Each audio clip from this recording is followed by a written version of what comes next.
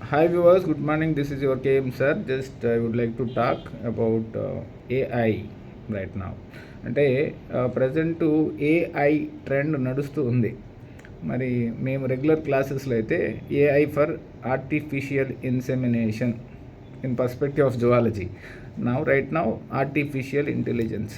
నేను నా opinion share చేసుకుంటాను. ఆర్టిఫిషియల్ ఇంటెలిజెన్స్ ఎలా వర్కౌట్ అవుతుంది, ఎలా మనం దాన్ని రిసీవ్ చేసుకోవాలి అనేటువంటిది. నా ఆర్టిఫిషియల్ ఇంటెలిజెన్స్ అంటే ఒక చిన్న ఎగ్జాంపుల్తో మీరు అర్థం చేసుకోవచ్చు. మనకి నాలెడ్జ్ అనేటువంటిది ఆదిమ మానవుడిగా ఉన్నప్పటి నుంచి ఈ ప్రకృతి మీద ఉన్నటువంటి ప్రకృతిలో ఉండేటువంటి సీక్రెట్స్, రహస్యాలు తెలుసుకోవడానికి ప్రయత్నం చేస్తూ చేస్తూ చేస్తూ ఒకానొక దశలో పెద్ద పెద్ద గ్రంథాలు, రామాయణం అనొచ్చు, మహాభారతం అనొచ్చు, బైబిల్ అనొచ్చు, ఖురాన్ అనొచ్చు, భగవద్గీత అనొచ్చు, ఇట్లాంటివన్నీ జరిగిన సంఘటనలో లేదా రాసినవో అద్భుతమైనటువంటి నాలెడ్జ్ని ఇవ్వడం జరిగింది. మరి I'm not particular about religion గురించి నేను మాట్లాడట్లేదు. బికాస్ తెలిసిందే కదా, every religion starts from the God and science ends with the God. ఇప్పుడు మనకు ఉండేటువంటి నాలెడ్జ్ని, ఇప్పుడు ఈ భగవద్గీత రాసిన వ్యక్తితో మనం మాట్లాడటం లేదు. భగవద్గీతని అర్థం చేసుకున్న వ్యక్తులు కొంతమంది, అలాగే ఖురాన్ కావచ్చు, బైబిల్ కావచ్చు, వీటి మీద స్పీచెస్ ఇవ్వడం, వాళ్ళ యొక్క అనుభవాలు ఎక్స్ప్లెయిన్ చేయడం, అంటే ఒక ఉన్నటువంటి గ్రంథంలో ఉన్నటువంటి ఇన్ఫర్మేషన్ని ప్రజలకి అనుకూలంగా వీలైన విధంగా ఎక్స్ప్లెయిన్ చేసేదానికి ప్రయత్నం చేస్తూ ఉంటారు.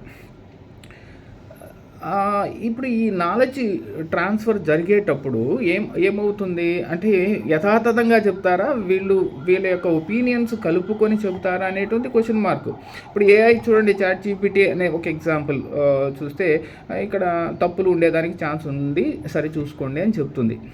తర్వాత ఇలాగా ఈ స్పిరిచువల్ స్పీచెస్ ఇచ్చేటప్పుడు, ఈవెన్ ఎవరైనా మాట్లాడేటప్పుడు వాళ్ళ యొక్క అనుభవాలు, వాళ్ళు గ్రహించినటువంటి నాలెడ్జ్ని చెప్పేదానికి ప్రయత్నం చేస్తారు. దాంట్లో అన్ని నిజాలే ఉంటాయా, తప్పులు కూడా ఉండొచ్చా అంటే, అది ఏఐకైనా లేదా స్పీచెస్ ఇచ్చే వాళ్ళకైనా కూడా ఇద్దరికి అప్లికబులే.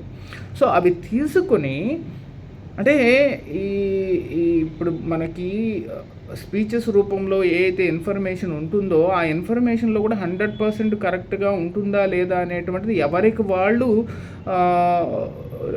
తెలుసుకోవాల్సి ఉంటుంది. 100% ఎవరిని ఏది నమ్మడానికి వీలు లేదు. మీకు అనుకూలంగా ఉన్నప్పుడు, అంటే మీకు వర్కౌట్ అవుతున్నప్పుడు వాటిలో ఉండేటువంటి అంశాలని తీసుకోవచ్చు. కాబట్టి 100% ఎక్కడ కరెక్ట్గా ఇన్ఫర్మేషన్ ఉంటుంది అనేటువంటిది లేదు.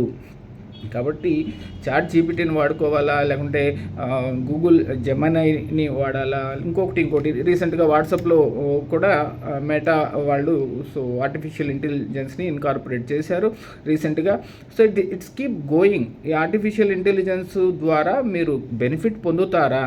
ఏ విధంగా అయితే మనము హ్యాపీగా ఉండడానికి ఒక గురువుని ఎలా నమ్ముతామో, అలాగా ఇప్పుడు మనం గురువు అనొచ్చా, లేకుంటే ఒక అసిస్టెంట్ అనొచ్చా? సో 24 గంటలు మీతో పాటు ఉండేటువంటి అసిస్టెంటే ఈ ఆర్టిఫిషియల్ ఇంటెలిజెన్స్ అవుతుంది. సో అసిస్టెంట్ లేదా గురువు లేదా ఇచ్చేటువంటి ఈ ఇన్ఫర్మేషన్ని మీరు ఒకసారి బేరీస్ వేసుకొని మీకు తగిన విధంగా దాన్ని మార్చుకొని యూజ్ చేసుకుంటే అది మీకు చాలా ఉపయోగపడుతుంది. యాజ్ ఇట్ ఈజ్గా తీసుకుంటే మీకు ఉపయోగపడుతుందా లేదా? బట్ ఇన్ఫర్మేషన్ అనేటువంటిది, ఇప్పుడు ఏ గ్రంథం అయినా, అది బైబిల్ కావచ్చు, ఖురాన్ కావచ్చు, భగవద్గీత కావచ్చు, ఏదైనా కూడా మంచి ఇన్ఫర్మేషన్ ఉంటుంది.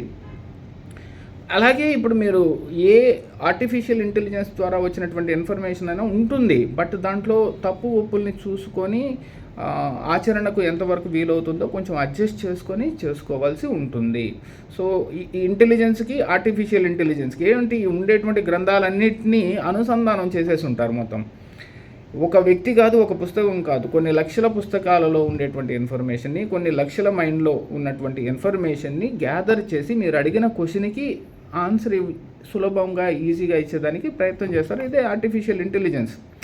అంటే ఒక బుర్ర కాదు, 100 బుర్రలు కాదు, 1,00,000 బుర్రలు. ఇది ఎక్కడి నుంచి వచ్చింది అంటే, కేవలం మనిషి మేధస్సు, అంటే మెదడు ఎలా పనిచేస్తుందో దాన్ని డూప్లికేట్ చేయడం ద్వారా, అంటే ప్రకృతికి మించిపోయేది కాదు. ఎంత పెద్ద ఆర్టిఫిషియల్ ఇంటెలిజెన్స్ అయినప్పటికీ కూడా ప్రకృతిని ఛాలెంజ్ చేసేంతది కాదు. ప్రకృతిలో ఉన్నటువంటి విషయాల్ని జస్ట్ ఒక ట్రై చేస్తున్నాం కాపీ కొట్టేదానికి అంతే.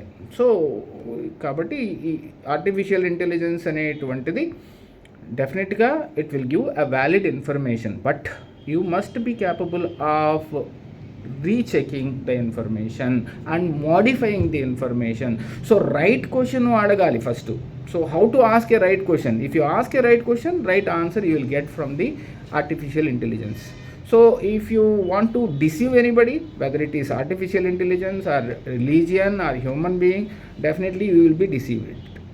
Okay, thank you. This is what my opinion. I'm just sharing my opinion. You may agree, may not agree, that is up to you. Thank you.